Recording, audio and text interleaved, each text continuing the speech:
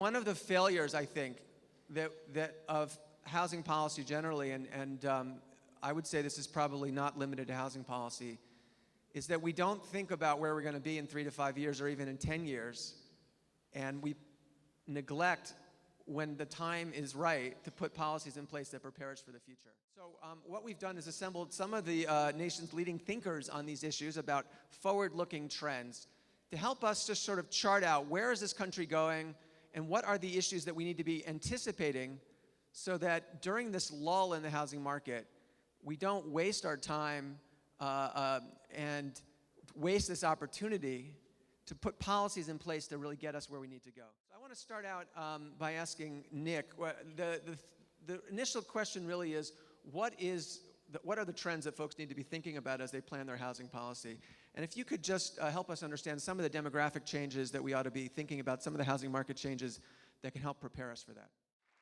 What I want to do for just a couple of minutes to answer Jeff's question is give you some sense of what are the demographic drivers that will shape markets and shape communities going forward.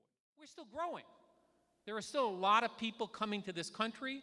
We are still forming more households. Over the next 45 years, we'll add 130 million people in the United States. Put that in context, that's 46 Chicagos or 3.5 Californias. And they'll need a place to live.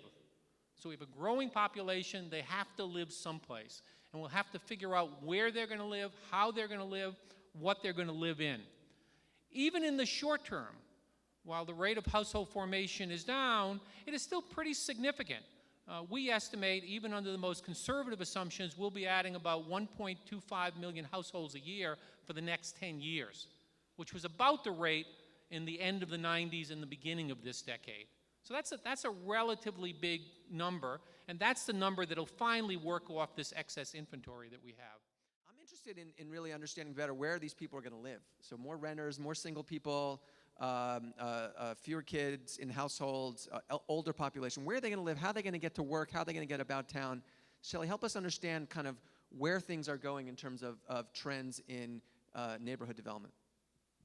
Well, thank you, and I'd like to kind of build on this whole discussion about demographics because I think it's really key to trying to see where we're all going, that there is a tremendous shift in housing markets and the kinds of housing that people are seeking out, but increasingly consumers are looking at location, the array of amenities, and the ability to get around in their community with options other than driving as an important part of their location decisions.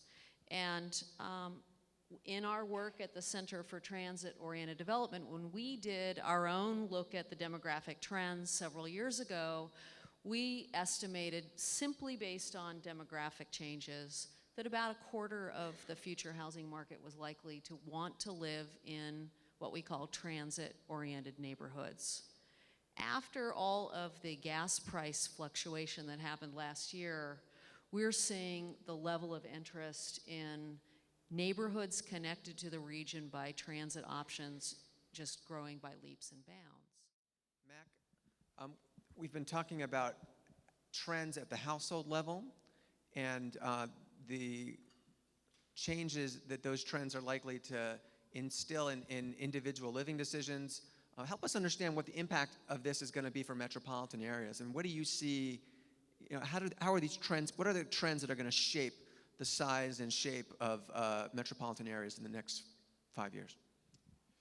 Yeah, thanks, Jeff.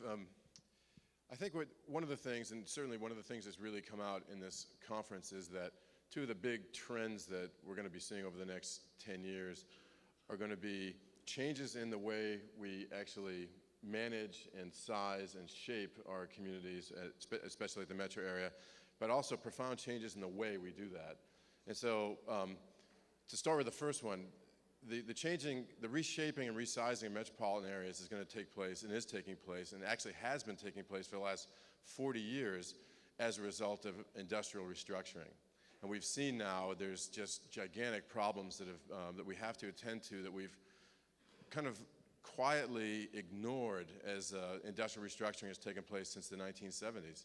We have major industrial cities in the Midwest and really throughout the country, even places like Springfield, Mass, that are just not configured correctly, and we have to figure out strategies to reconfigure those well.